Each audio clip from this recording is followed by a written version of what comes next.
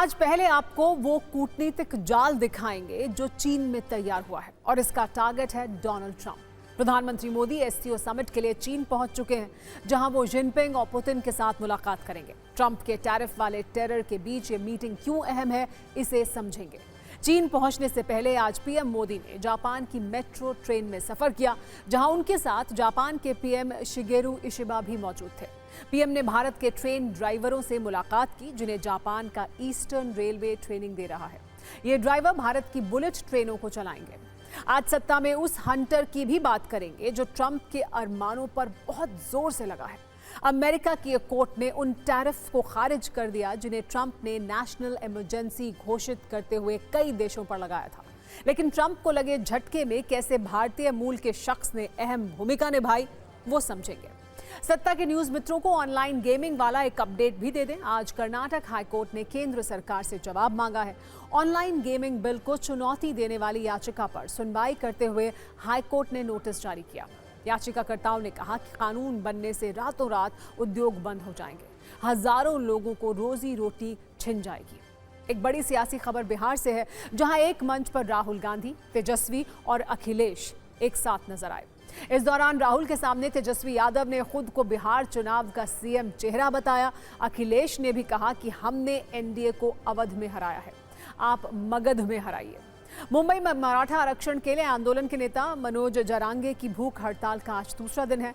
उन्होंने 29 अगस्त को मुंबई आजाद मैदान में अनशन शुरू किया था। जरांगे ने घोषणा की है कि जब तक समुदाय की मांगें पूरी नहीं हो जाती, वो पीछे नहीं हटेंगे। और जम्मू कश्मीर से उत्तराखंड तक बारिश का ब्रेक फेल हो गया है और बादल बम की तरह फट रहे हैं। अब रामबन में बादल फटने की वजह से भारी तबाही हुई है, जबकि रियासी में लैंडस्लाइड हुआ है। इन दोनों हादसों में 11 लोगों की मौत हो गई है। सबसे पहले बात करेंगे भारत की कूटनीतिक सत्ता की, जिसका असर तस्वीरों में, आंकड़ों में, विजन में और समझौतों में जापान से लेकर चीन तक दिख रहा है। आगे कुछ दिन और दिखने वाला भी है। लेकिन बड़ी बात यह है कि भारत के साथ टैरिफ दादागिरी करने वाले अमेरिका के राष्ट्रपति ट्रंप को यह बहुत चुभने वाला है। 2 दिनों के जापान दौरे के बाद पीएम मोदी चीन पहुंच चुके हैं। ये तस्वीरें चीन के उसी शहर से हैं जहां एससीओ समिट होने वाला है, जहां पीएम मोदी, रूस के राष्ट्रपति पुतिन और चीन के राष्ट्रपति शी जिनपिंग एक मंच पर एक साथ होने वाले हैं। आइए आपको डील, डिप्लोमेसी और डिसीजन वाली 3D कूटनीति को बहुत आसानी से समझाते हैं। आसान भाषा में इसे डिकोड करते हैं ताकि आप ये समझ पाएं कि ट्रंप के टैरिफ को टक्कर देने के लिए भारत कैसे कूटनीतिक जाल बिछा रहा है।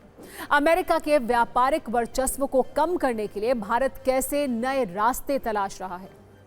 ये भी समझिए कि भारत कैसे चीन में कूटनीतिक और रणनीतिक दोस्ती की नई दीवार बना रहा है। इसे आप एआई से बनी इस तस्वीर के जरिए समझ सकते हैं।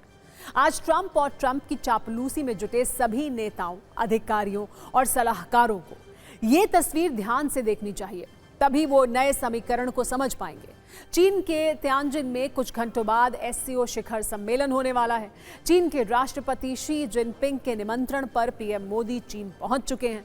मतलब यह कि मंच सज चुका है, तैयारियां पूरी हो चुकी हैं। बस इंतजार है उस वक्त का जब पीएम मोदी, चीन के राष्ट्रपति शी जिनपिंग और रूस के राष्ट्रपति पुतिन एक साथ होंगे। इस मिलन से अमेरिका को बहुत जलन होने वाली है। भारत, चीन और रूस के रिश्तों की ये राउंड टेबल दुनिया के लिए, विशेषकर अमेरिका के लिए एक बड़ा संदेश होने वाला है। आज आपको जानना चाहिए कि एससीओ में कूटनीति की टेबल पर क्या क्या होने वाला है, क्या क्या हो सकता है। इसे सिर्फ 10 पॉइंट में समझिए। चीन में 31 अगस्त से 1 सितंबर तक एससीओ समिट होगा। चीन के तियानजिन शहर में एससीओ समिट होने वाला है। इस समिट में एक साथ पीएम मोदी, पुतिन और जिनपिंग होंगे। कल पीएम मोदी और जिनपिंग की मुलाकात होगी। द्विपक्षीय वार्ता में कई अहम मुद्दों पर चर्चा होगी। बताया जा रहा है कि टैरिफ, ट्रेड समेत कई मुद्दों पर बात हो सकती है। 1 सितंबर को पीएम मोदी और पुतिन की मुलाकात होगी। एससीओ समिट से पहले पुतिन ने बड़ा बयान दिया है। पुतिन ने कहा है कि एससीओ के देश मिलकर वैश्विक चुनौतियों का सामना करेंगे। पुतिन ने यह भी कहा है कि एससीओ के देशों में आपसी सहयोग बढ़ाया जाएगा।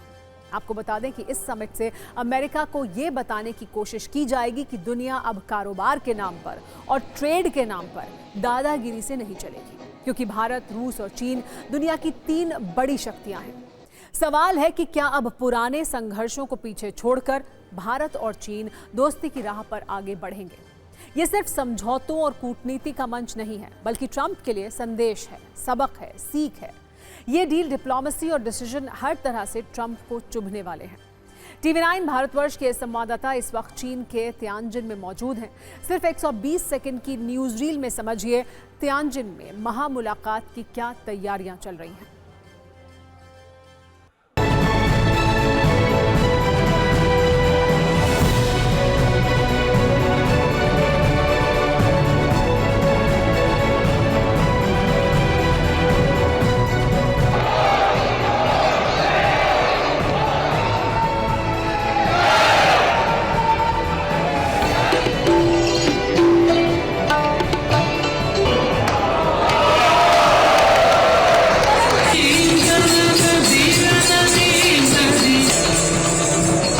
क्या सब बात हुई प्रधानमंत्री से मिलने पर? बहुत बहुत बेहद खुश हैं हम। हमें तो ऐसा लगा जैसे कि घर का एक सदस्य हमारे यहाँ आ गया है और हमें एकदम घर जैसी फीलिंग हो रही थी। मुझे तो विश्वास ही नहीं हो रहा था कि मैं इतनी खुश नसीब हूँ कि मैं इस जन्म में अपने देश के प्रधानमंत्री को देख पाई और उन्हें स्पर्श कर पाई। मेरे लिए वरदान से कम नहीं है। देखा आपने प्रधानमंत्री जी को? प्रधानमंत्री से आई एम वेरी आपकी बात हुई? आई ब्लेस्ड हिम। आप लोगों की बात हुई प्रधानमंत्री जी से? बिल्कुल हुई, हाथ मिलाया हमने सर। हाथ मिलाया जी। ओके, तो कैसा रिएक्शन रहा आपका? बारे मैं बता नहीं सकता, बहुत ही अमेजिंग, बहुत मजा आया। Once in a lifetime achievement, once in a lifetime moment थी ये। यहाँ पर जो सांस्कृतिक कार्यक्रम हो रहा है, तो प्रधानमंत्री मोदी जब होटल में आए, लॉबी में आए, तो उस वक्त उन्होंने, can you repeat it? Do you speak Hindi also? हाँ, थोड़ी। अरे वाह, क्या नाम है आपका? मेरा नाम सचिता है। Actually my Chinese name is Dujuan. Sachita है मेरी हिंदी नेम। हाँ। तो अभी प्रधानमंत्री जी आए, उनके सामने में आपने परफॉर्म किया, तो प्रधानमंत्री ने कुछ कहा, प्राइम मिनिस्टर ने क्या कहा आपसे? It's like really good, really happy, exciting experience for us and so unforgettable. He asked me where you learn Sangtu. I said from India, and I told him my Guruji's name, and I am the 10th generation of Sopoli Sufiana Grana of Kashmir. It's a very good opportunity to perform for PM Modi. We will remember it all our life. सत्ता के news मित्रों को आज उस शहर के बारे में भी जानना चाहिए जहां पीएम मोदी, पुतिन और शी जिनपिंग एक साथ रहेंगे। चीन की राजधानी बीजिंग से लगभग 150 किलोमीटर दूर तियानजिन अपनी ऐतिहासिक विरासत, सांस्कृतिक विविधता और पर्यटन स्थलों के लिए प्रसिद्ध है। तियानजिन एक उभरता हुआ तकनीकी हब है। ये बिनहाई न्यू एरिया के लिए जाना जाता है, जो एक प्रमुख आर्थिक विकास क्षेत्र है। यहाँ कई बहुराष्ट्रीय कंपनियों के कार्यालय और औद्योगिक क्षेत्र मौजूद हैं। तियानजिन एक प्रमुख बंदरगाह शहर है। बीजिंग के निकट होने के कारण यह ऐतिहासिक रूप से महत्वपूर्ण रहा है। यहाँ पर चीनी और पश्चिमी संस्कृतियों का अनूठा मिश्रण देखने को मिलता है। तियानजिन पोर्ट चीन के सबसे बड़े बंदरगाहों में से एक है। ये अंतर्राष्ट्रीय व्यापार का एक प्रमुख केंद्र है। SCO समिट पर अमेरिका की हर वक्त लेकिन नजर रहेगी, क्योंकि एक ऐसे दौर में हो रही है जब टैरिफ को लेकर माहौल बिगड़ा हुआ है। ऐसे में संभव है कि भारत, रूस और चीन मिलकर अमेरिका के टैरिफ वॉर की काट खोजेंगे। अमेरिका तो इस समिट में नहीं है, लेकिन ट्रंप के परम मित्र पाकिस्तान के प्रधानमंत्री शहबाज शरीफ SCO समिट में रहेंगे। बीजिंग इस हफ्ते 2 बड़े आयोजनों का गवाह बनने जा रहा है। पहला आयोजन तो SCO समिट है। इसके बाद बीजिंग में विजय दिवस परेड भी होने वाली है, जिससे भारत तो दूर रहेगा, लेकिन 26 से ज्यादा देशों के नेता इसमें शामिल रहेंगे। बीजिंग में विजय दिवस परेड के लिए चीन ने 26 से अधिक देशों के राष्ट्राध्यक्षों और प्रधानमंत्रियों को आमंत्रित किया है। इनमें रूस के राष्ट्रपति व्लादिमीर पुतिन, उत्तर कोरिया के नेता किम जोंग उन, ईरान के राष्ट्रपति मसूद पेजेश्कियान भी शामिल होंगे। इस परेड में चीन 100 से अधिक लड़ाकू विमान, मिसाइलों और टैंक के साथ शक्ति प्रदर्शन करेगा। दरअसल चीन की यह विजय परेड द्वितीय विश्व युद्ध में जापान पर जीत की याद से जुड़ी है। भारत जापान को अपना करीबी साझेदार मानता है। पीएम मोदी जापान दौरे के बाद ही चीन दौरे पर गए हैं। ऐसे में उन्होंने दोनों देशों के बीच संबंधों का बैलेंस बनाया है। भारत और जापान के बीच कई अहम समझौते भी हुए हैं, जिसका जिक्र बहुत जरूरी है। आज जापान से ऐसी तस्वीर सामने आई जो दोनों देशों में मजबूत होते रिश्तों की गवाह है। पीएम मोदी ने जापान दौरे के दौरान ये कहा था कि जापान तकनीक का हब है और भारत टैलेंट का हब है। आज इसका भी एक सबूत देखने को मिला जब दौरे के दूसरे दिन पीएम मोदी ने जापान की बुलेट ट्रेन में सफर किया। उनके साथ जापान के पीएम शिगेरू इशिबा भी मौजूद थे। यह है जापान की E10 शिकानसेन बुलेट ट्रेन। इसकी रफ्तार 320 किलोमीटर प्रति घंटा है। विशेष बात यह है कि जापान की E10 शिकानसेन ट्रेन को भारत में भी लाने की तैयारी हो रही है। भारत और जापान इस एडवांस्ड बुलेट ट्रेन को एक साथ पटरी पर उतारने की तैयारी में है। भारत में मुंबई से अहमदाबाद के बीच बन रहे हाई स्पीड कॉरिडोर पर इसे चलाया जाएगा। रिपोर्ट्स के अनुसार जापान सरकार भारत को 2 बुलेट ट्रेन भी गिफ्ट करेगी। भारत और जापान की दोस्ती का एक सबूत चंद्रयान 5 वाली पार्टनरशिप भी है। भारत और जापान में समझौते हुए हैं जिसके तहत जापान के रॉकेट से चंद्रयान 5 को लॉन्च किया जाएगा। भारतीय अंतरिक्ष अनुसंधान संगठन और जापान एरोस्पेस एक्सप्लोरेशन एजेंसी का जॉइंट ऑपरेशन होगा। ये चंद्रयान 5 मिशन की प्रमुख विशेषताएं भी आपको आइए बता ही देते हैं। इस मिशन को जापानी एजेंसी के H324L प्रक्षेपण यान के माध्यम से लॉन्च किया जाएगा। इसरो कुछ विशिष्ट वैज्ञानिक उपकरण भी विकसित करेगा। चंद्रयान 5 भारतीय अंतरिक्ष अनुसंधान संगठन का एक प्रस्तावित चंद्र मिशन है जिसका उद्देश्य चंद्रमा की सतह पर एक बार फिर सॉफ्ट लैंडिंग करना और वहां वैज्ञानिक अध्ययन करना है। वैसे ट्रंप के लिए चुभने वाली खबरें सिर्फ चीन से नहीं हैं, बल्कि उनके खुद के देश में भी उन्हें जलील होना पड़ रहा है और वजह वो टैरिफ है जिसे टेरर बनाकर वो दुनिया को धौंस दिखा रहे हैं। लेकिन अब एक भारतीय मूल के शख्स ने ही ट्रंप को शर्मिंदा होने पर मजबूर कर दिया है। ये वो भारतीय मूल के शख्स हैं जिसने अमेरिका की एक कोर्ट के अंदर ट्रंप के टैरिफ के विरोध में ऐसी दलीलें पेश की हैं। कोर्ट ने उस पर जो कुछ कहा है उसे सुनकर ट्रंप को दर्द भी हुआ है और बेइज्जती का एहसास भी। दरअसल अमेरिका की फेडरल अपील कोर्ट ने उन सभी टैरिफ को खारिज कर दिया है जिन्हें ट्रंप ने नेशनल इमरजेंसी बताकर कई देशों पर थोप दिया था। अब कोर्ट ने ट्रंप की इस तानाशाही की जबरदस्त धुलाई कर दी है और टैरिफ को गैर कानूनी, अवैध, विनाशकारी बताया है। यानी ट्रंप टैरिफ वाली जिस आग को अमेरिका के लिए गेम चेंजर बताकर दुनिया में लगा रहे हैं, अमेरिका अब उसमें खुद जल रहा है। ट्रंप के आंशिक टैरिफ को खारिज करते हुए अमेरिका के कोर्ट ने जो कहा है उससे ट्रंप बौखलाए हुए हैं। फेडरल सर्किट की अपील अदालत ने 7-4 के बहुमत से दिए फैसले में माना कि ट्रंप ने 1977 के international emergency economic powers act की आड़ लेकर वो कदम उठाए हैं उनकी हद के बाहर हैं जो, और कोर्ट के इस रुख की वजह वो दलीलें हैं जो भारतीय मूल के एक वकील ने अदालत में दी, जिसे सुनकर कोर्ट ने ये कहा डोनाल्ड ट्रंप द्वारा लगाया गया टैरिफ गैर कानूनी और अवैध है। ट्रंप इस तरह के टैरिफ या फिर टैक्स को लगाने के अधिकारी नहीं है। ट्रंप के पास ऐसा कोई भी अधिकार नहीं था कि वो ऐसे टैरिफ दूसरे देशों पर थोप सके। इसका मतलब यह है कि ट्रंप ने आपातकालीन शक्तियों का गलत इस्तेमाल करके टैरिफ लगाया और IEEPA के तहत ट्रंप ने अपनी सीमाओं का अतिक्रमण किया है। अदालत का ये फैसला ऐसे समय में आया है जब ट्रंप बार बार ये दावा कर रहे हैं कि वो कांग्रेस सदन की मंजूरी के बिना भी विदेशी सामान पर टैक्स लगा सकते हैं। ये मामला उन टैरिफ से जुड़ा हुआ है जो ट्रंप ने राष्ट्रीय आपातकाल घोषित करके लगाए थे। हालांकि स्टील, एल्यूमिनियम, ऑटो पर लगाए गए टैरिफ और चीन पर लगाए गए शुरुआती टैरिफ इसमें शामिल नहीं है। वैसे तो अमेरिकी कोर्ट ने टैरिफ को 14 अक्टूबर तक जारी रहने की अनुमति दी है ताकि ट्रंप प्रशासन को सुप्रीम कोर्ट में अपील करने का मौका मिल सके। अब हम आपको वो चेहरा दिखाते हैं जिसकी दमदार दलीलों की वजह से कोर्ट ने अपनी टिप्पणी से ट्रंप को जलील करने का काम किया है और उन्हें उनकी हद याद दिलाई है। तो वो नाम है नील कुमार कात्याल, जिन्होंने डोनाल्ड ट्रंप को टैरिफ पर चारों खाने अदालत में चित कर दिया। दरअसल नील कात्याल भारतीय मूल के अमेरिकी नागरिक हैं। वो एक कुशल अमेरिकी वकील और बड़े कानूनी जानकार हैं। Neal Katyal US court of appeals for the federal circuit में टैरिफ का विरोध करने वाले याचिकाकर्ता के वकील हैं। नील के माता पिता भारतीय मूल के हैं। उनकी मां का नाम प्रतिभा कात्याल है जो एक डॉक्टर है, जबकि पिता का नाम सुरेंद्र कात्याल है, लेकिन वो अब इस दुनिया में नहीं है।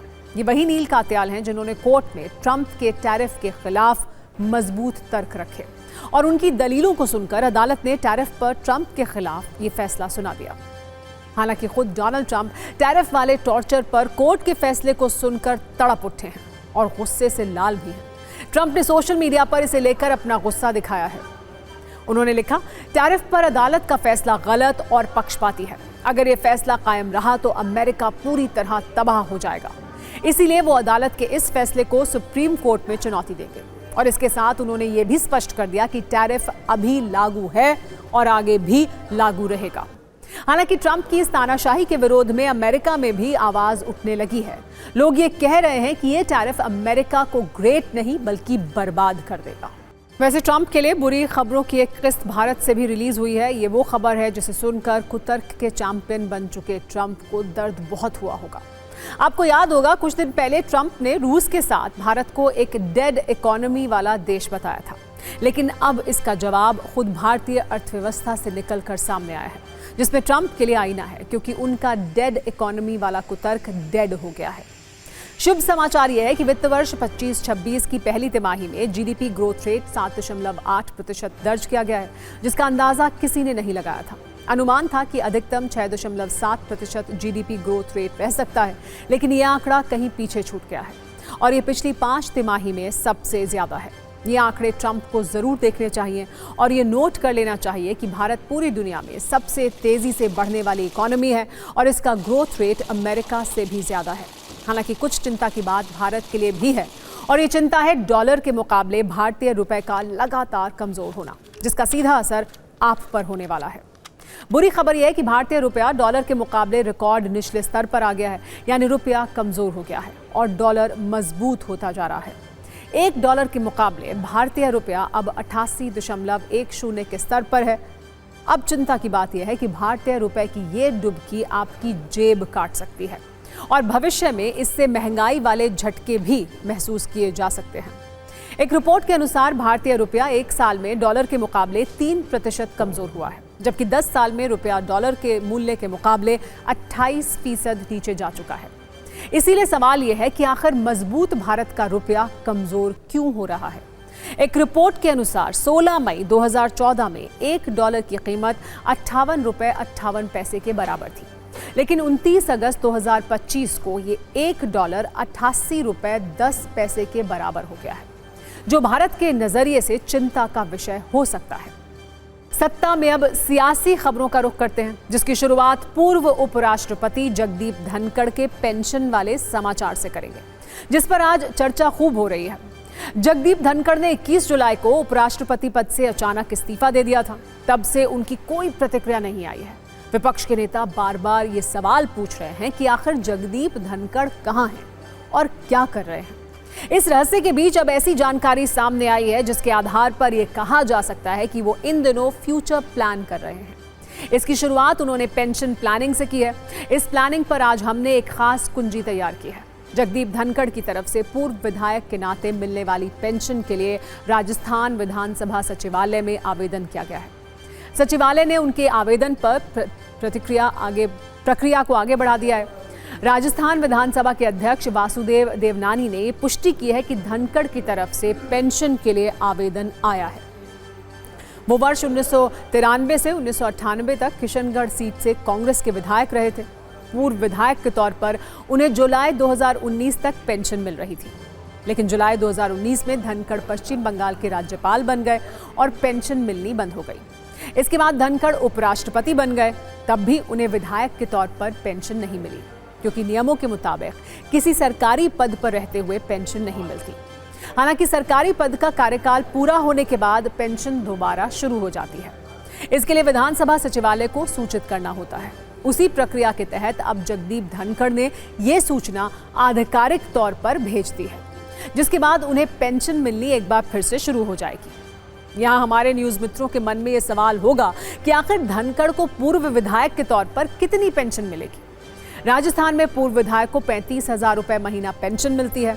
70 वर्ष से ज्यादा उम्र के पूर्व विधायकों को 20% अतिरिक्त पेंशन मिलती है और 80 वर्ष से ज्यादा उम्र के पूर्व विधायकों को 30% अतिरिक्त पेंशन मिलती है। जगदीप धनखड़ की उम्र अभी 74 वर्ष है। इस हिसाब से उन्हें 42,000 रुपए हर महीने पेंशन मिलेगी। ऐसा नहीं है कि धनखड़ को सिर्फ एक ही पेंशन मिलेगी, उन्हें पूर्व उपराष्ट्रपति, पूर्व सांसद और पूर्व विधायक के तौर पर 3 पेंशन मिलेंगी। इसका पूरा हिसाब किताब भी आप समझ लीजिए। पूर्व उपराष्ट्रपति के तौर पर उन्हें हर महीने 2 लाख रुपए पेंशन मिलेगी।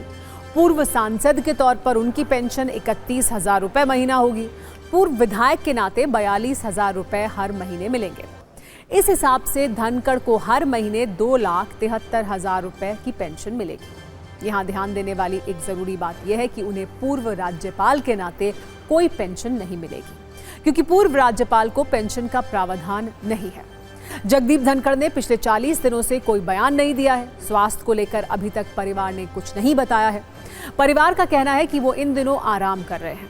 ऐसे में अब ये सवाल भी है कि धनखड़ राजस्थान जाएंगे या फिर दिल्ली में ही सरकारी आवास में शिफ्ट होंगे।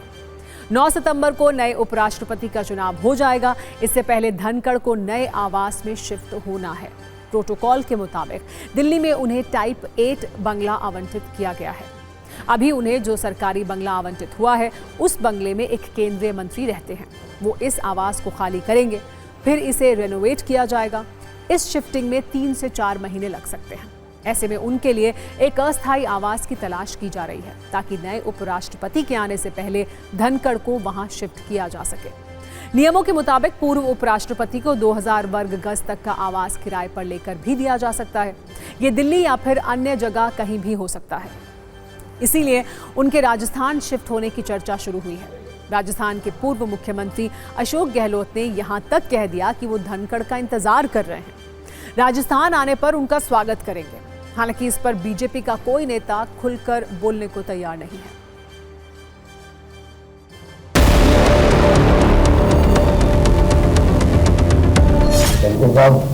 राजस्थान के राजस्थान में वो उनके ऊपर वो कब आएंगे? हम तो इंतजार कर रहे हैं उनका स्वागत करने के लिए। कब आए वो राजस्थान लोग पूछें, बातचीत करें और पता नहीं चला भी क्या हुआ, आप इस्तीफा दे दिया। अरे राजस्थान में लोग टॉर्च लेके ढूंढ रहे हैं, मोमबत्ती लेके ढूंढ रहे हैं। मैंने ऐसा कायर नेता आज तक नहीं देखा हिंदुस्तान। पूरे हिंदुस्तान के जाट बेचारे देख रहे हैं कि यार वो कह रहे हो क्यों कहीं। वो काका जी एक लेटर लिख रहे हैं और लिख के कह रहे हैं कि मेरे को विधायकी की सुविधाएं दो। आप कांग्रेस से थे उस वक्त विधायक, तो आप खुल के बोलो कि बीजेपी ने मेरे ऊपर जुल्म किया है। सामने आकर बोलो तो सही, हम क्यों पैरवी करें उनकी। राजस्थान के अजमेर जिले के किशनगढ़ सीट से वो कांग्रेस के विधायक रह चुके हैं। 1993 से लेकर 1998 तक जो है धनखड़ जो है कांग्रेस के विधायक रह चुके हैं और इसी के नाते उन्होंने पूरी तरीके से जो पूर्व विधायक को मिलने वाली पेंशन की डिमांड की है। आपको बता दें कि राजस्थान विधानसभा में जो विधायकों को पेंशन मिलती है वो 35,000 रुपये होती है और 70 साल से ऊपर के विधायकों को जो है 20% अतिरिक्त पेंशन मिलती है। यानी कि जगदीप धनखड़ को अब जो है 42,000 रुपये जो है पेंशन मिलेगी। इसकी स्वीकृति भी जो पूरी तरीके से राजस्थान के स्पीकर हैं वासुदेव देवनानी उन्होंने दे दी है। सत्ता की खबरों का स्टीयरिंग अब मुंबई की तरफ मोड़ते हैं और एक ऐसे वीडियो कुंजी आपको दिखाते हैं जिसने दौड़ती भागती मुंबई की रफ्तार पर ब्रेक लगा दिया है। सीएसटी स्टेशन हो, मुंबई ईस्टर्न फ्रीवे या फिर साउथ मुंबई, हर जगह जाम ही जाम है। मुंबई में लगे इस जाम की वजह मराठा आरक्षण वाली मांग है। मराठा आरक्षण की मांग को लेकर हो रहे प्रदर्शन का आज दूसरा दिन है। मराठा आंदोलन का चेहरा बने मनोज जारांगे भूख हड़ताल पर हैं। वो अपने हजारों समर्थकों के साथ मुंबई के आज़ाद मैदान में डटे हुए हैं। हालांकि प्रदर्शनकारी अपनी मांगों को लेकर मुंबई के अलग अलग इलाकों में सड़कों पर उतर आए हैं। प्रदर्शनकारियों को रोकने के लिए मुंबई ईस्टर्न फ्रीवे पर बैरिकेडिंग लगा दी गई, जिसकी वजह से नवी मुंबई, चेंबूर, घाटकोपर और ठाणे से साउथ मुंबई की तरफ आने वाले इस रूट पर लंबा जाम लग गया है। पुलिस प्रदर्शनकारियों से रास्ता खाली कराने के लिए जूझती हुई दिखी। मराठा प्रदर्शनकारियों की मांग यह है कि सरकारी नौकरियों में उन्हें आरक्षण दिया जाए। मनोज जारांगे का कहना है कि मराठाओं को कुणबी जाति की तरह मान्यता दी जाए, जिसके बाद ओबीसी आरक्षण में 10% कोटा उन्हें मिले। जारांगे ने यह ऐलान किया है कि जब तक मांगे पूरी नहीं हो जाती वो पीछे नहीं हटेंगे। पहले महाराष्ट्र सरकार ने सिर्फ 1 दिन प्रदर्शन की अनुमति दी थी, लेकिन प्रदर्शनकारियों के तेवर देखते हुए इसे 1 दिन के लिए बढ़ा दिया गया है।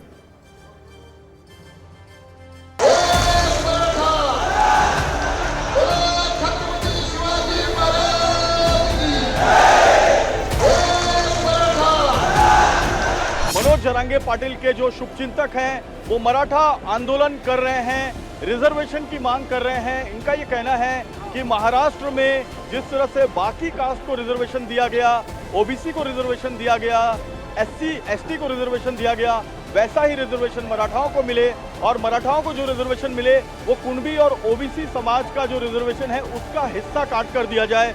अलग से जो सरकार रिजर्वेशन दे रही है वो रिजर्वेशन कोर्ट में टिकेगा नहीं। अगली सरकार आएगी तो उस रिजर्वेशन को जीआर करके कैंसिल कर सकती है, इसलिए संविधान का इनको रिजर्वेशन चाहिए। वो है हमारी 50% के अंदर की ओबीसी की मांग है, यानी कि कुणबी और मराठा एक है। हमारे को 10% मांग हमारी नहीं है, हमें नहीं चाहिए, सिर्फ हमारे को कुणबी और मराठा एक है, इसलिए हमारे ओबीसी में 50% के अंदर हमारे को हमारा आरक्षण चाहिए। 15 दिन का राशन लेके हम आए हैं यहाँ पे, अगर 15 दिन भी यहाँ बैठना पड़ा तो 15 दिन यही रहेंगे हम, जब तक आरक्षण नहीं मिलेगा यहाँ से कोई भी नहीं जाएगा वापस। सारी गाड़ियाँ देखिए आप दाहिनी तरफ फंसी हुई हैं, और इन गाड़ियों में सैकड़ों की तादाद में, हजारों की तादाद में जो लोग हैं वो फंसे हुए हैं।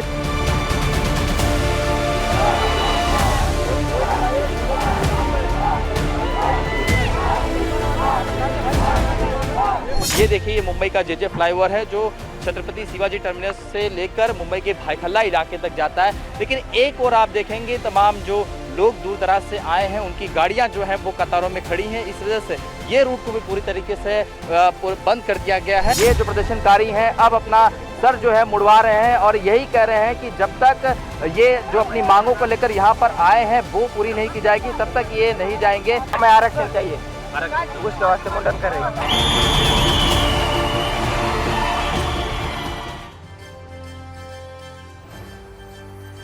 मराठा आरक्षण के मुद्दे पर सियासी माइलेज की कोशिश भी हो रही है। विपक्ष का आरोप यह है कि सरकार मराठा आरक्षण के मुद्दे को और उलझाना चाहती है। हजारों लोग मुंबई में पूरे महाराष्ट्र से आए हैं और शांतिपूर्ण ढंग से उनका आंदोलन चल रहा है। अब जिम्मेदारी मुख्यमंत्री की है, यह आंदोलन कब खत्म करना है। अगर आंदोलन खत्म करना है तो मुख्यमंत्री ने जरांगे पाटिल से सीधी बात करनी चाहिए। ये आंदोलनकारी जो जिस प्रकार से आंदोलन कर रहे हैं उसमें मैं ये समझ नहीं पा रहा हूँ कि हमने जब ऑलरेडी जो मराठा समाज है उसको आरक्षण दिया है और अब मराठा समाज को ओबीसी में आरक्षण दो, ऐसा कहा जाता है। ओबीसी में ऑलरेडी 350 जातियां है, मराठा समाज को तो 10% अलग से रिजर्वेशन दिया गया है। तो ठीक है, फिर भी सबकी बात समझ लेंगे। और सत्ता में अब बात करते हैं चुनावी राज्य बिहार में उठ रही सियासी चिंगारियों की। आज बिहार में एक मंच पर राहुल गांधी, तेजस्वी यादव और अखिलेश यादव दिखे। कांग्रेस की वोटर अधिकार यात्रा के इस दृश्य की चर्चा आज हर जगह हो रही है। बिहार के आरा में तेजस्वी यादव ने खुद को बिहार का मुख्यमंत्री चेहरा घोषित कर दिया। मतलब ये समझ लीजिए कि बिहार में कांग्रेस और आरजेडी के बीच सत्ता का समीकरण एक दूजे के लिए दिख रहा है। तेजस्वी यादव ने राहुल गांधी के सामने खुद को बिहार के मुख्यमंत्री पद का उम्मीदवार घोषित कर दिया। इसके साथ ही उन्होंने बीजेपी को नकलची सरकार कहते हुए कई व्यंग बाण भी चलाए। पहले ये सुनिए कि कैसे तेजस्वी ने खुद को बिहार का अगला मुख्यमंत्री उम्मीदवार घोषित कर दिया। तेजस्वी आगे है ना और ये सरकार पीछे पीछे है ना, तो बताओ ओरिजिनल सीएम चाहिए कि डुप्लीकेट सीएम चाहिए? सुनाई नहीं दे रहा। ओरिजिनल, फिर से बोलो, फिर से बोलो। ये पहला मौका नहीं है जब एक दूजे के लिए वाला ये सत्ता समीकरण दिखा है। वोटर अधिकार यात्रा के दौरान ही आज से 11 दिन पहले 29 अगस्त को तेजस्वी ने राहुल गांधी को पीएम उम्मीदवार घोषित कर दिया था। उन्होंने कहा था कि 2029 में महागठबंधन की सरकार बनेगी और राहुल गांधी देश के प्रधानमंत्री बनेंगे। आप तेजस्वी का पुराना बयान भी सुन लीजिए। इस बार बिहार में एनडीए को उखाड़ फेंकेंगे और अगले बार जब भी लोकसभा चुनाव होगा तो राहुल गांधी जी को प्रधानमंत्री हम लोग। आज राहुल गांधी, तेजस्वी यादव और अखिलेश यादव ने हमलों की वर्षा की। जनसभा को संबोधित करते हुए अखिलेश यादव ने कहा कि बिहार के चुनाव पर देश की निगाहें हैं। उन्होंने कहा कि हमने मिलकर अवध में हराया था, इस बार मगध में आपकी जिम्मेदारी है। वोटर अधिकार यात्रा की क्रांति अब पूरे देश में फैलने जा रही है। इस क्रांति का असर क्या होगा ये तो वक्त बताएगा, लेकिन चुनाव से पहले बिहार में सियासी कलेश जबरदस्त है।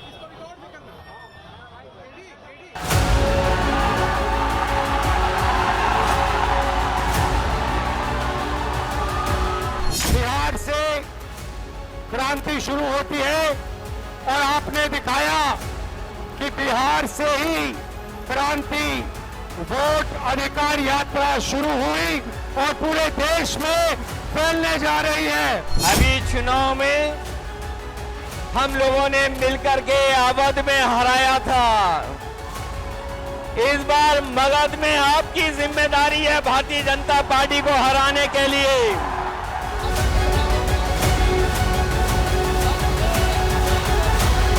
ये दो गुजरात के लोग बिहार पर बुरी नजर डाले हुए हैं,